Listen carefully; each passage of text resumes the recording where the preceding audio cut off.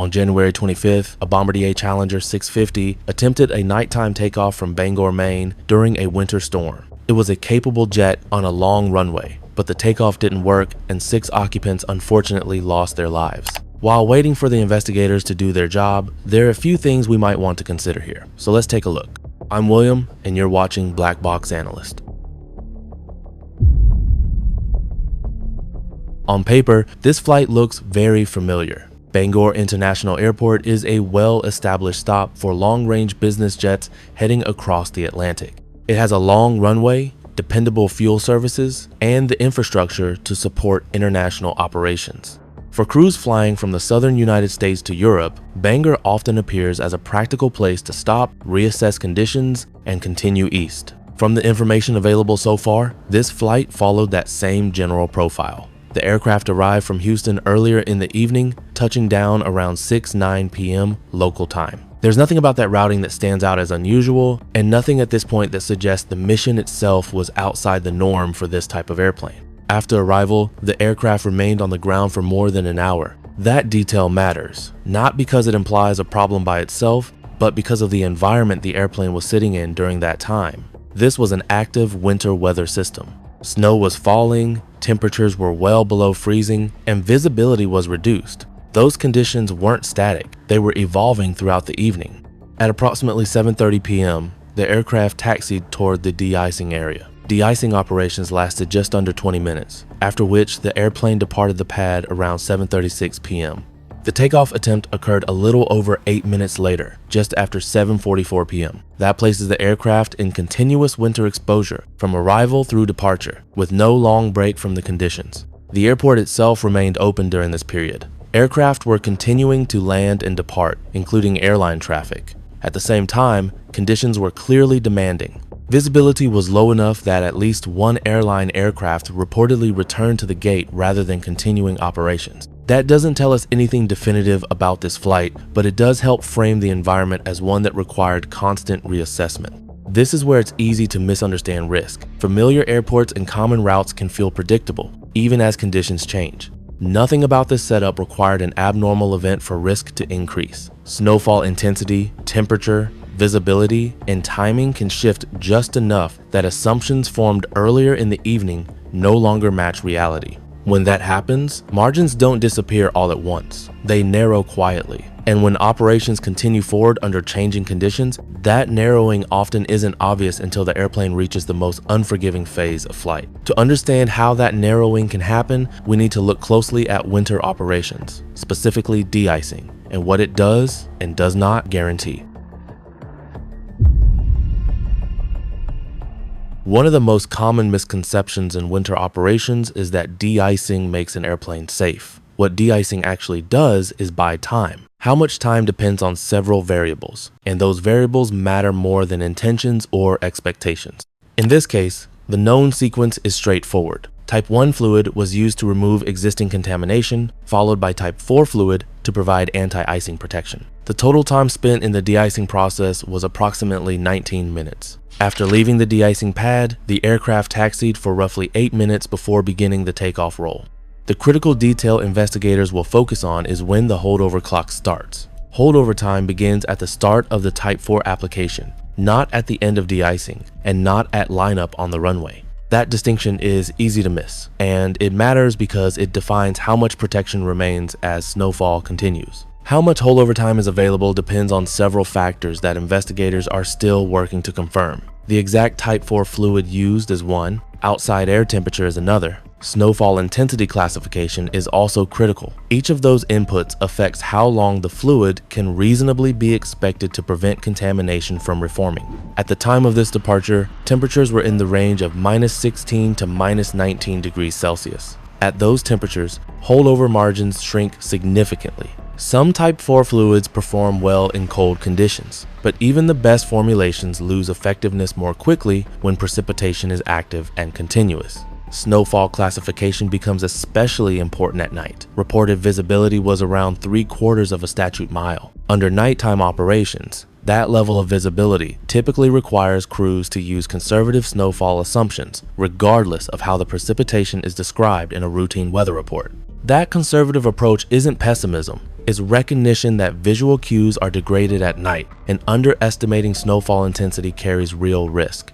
This is where timing becomes central. The known timeline places this aircraft in a window that warrants close examination, not because it proves anything by itself, but because it sits near the boundary where holdover protection can expire depending on the variables involved. Investigators will be looking closely at how those variables lined up at that moment. There's also a visual trap that often plays a role in winter operations. Wings can appear clean and still be contaminated. Snowfall at night, combined with ramp lighting and blowing snow, can make inspection unreliable. Thin layers of contamination may not be visible, but they can still have significant aerodynamic effects. What's easy to miss is that deicing fluids don't prevent contamination indefinitely. They slow its accumulation. If snowfall intensity increases, or if timing stretches just a little longer than planned, protection can degrade faster than expected. When that happens, the airplane doesn't announce it. The only indication may come later, during the most demanding part of the flight. Up to this point, everything we've discussed is procedural and environmental. It doesn't require a single error or abnormal action.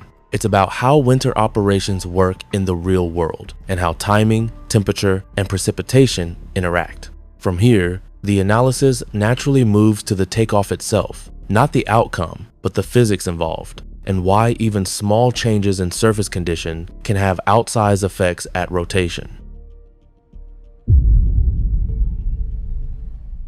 Takeoff is the most unforgiving phase of flight, not because it's rushed, but because the margins are fixed. Thrust is high, energy builds quickly, and there's very little time or altitude available to diagnose or correct anything that doesn't line up with expectations. Once an aircraft passes V1, options narrow rapidly. That's not a judgment call, it's physics.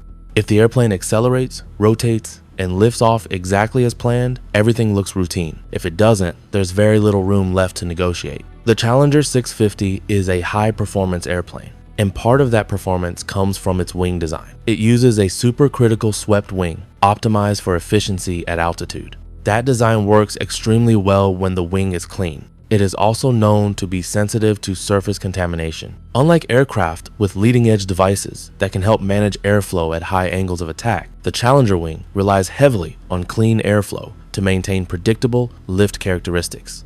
What's often misunderstood is how little contamination it takes to change that behavior. Even roughness comparable to fine sandpaper can reduce the stall angle of attack by several degrees. That reduction doesn't happen symmetrically. It can cause one wing to lose lift before the other, producing a rolling moment that develops quickly and forcefully. When that kind of asymmetric stall begins, control authority can disappear very rapidly. The airplane isn't easing toward a limit, it's stepping off it. This is why contamination-related stalls are so difficult to recognize and recover from, especially close to the ground. The Challenger is equipped with stall protection systems, including a stick shaker to provide warning and a stick pusher designed to prevent a stall in clean wing conditions. Those systems work well for the scenarios they're designed to address. What they cannot do is restore lift that's been lost due to contaminated aerodynamics. If the wing cannot produce the expected lift at the expected angle of attack, no amount of warning or pitch reduction can fully compensate in the short window available after rotation. Early information from ADS-B data and witness reports suggests a sequence that investigators will be looking at closely. Acceleration appears generally consistent with expectations. Rotation occurred near expected speeds. A brief positive rate of climb was detected. Shortly thereafter, control was lost and the aircraft rolled. It's important to be clear about what that does and does not mean.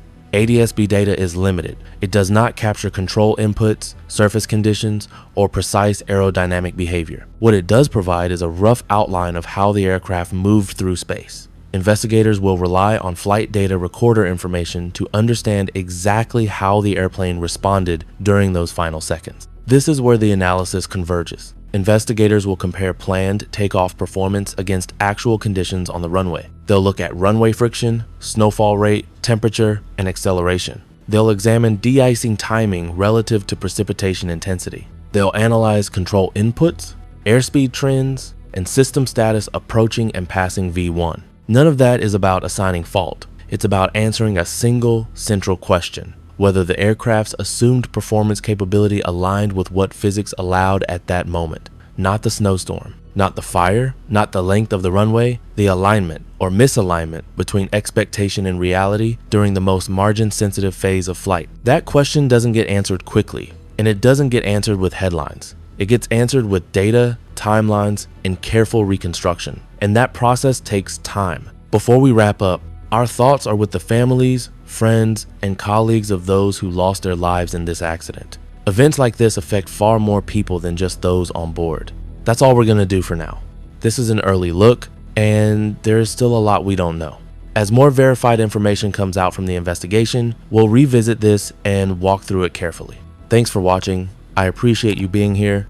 If you found this useful, take a second to like the video, subscribe if you haven't already, and I'll see you in the next one.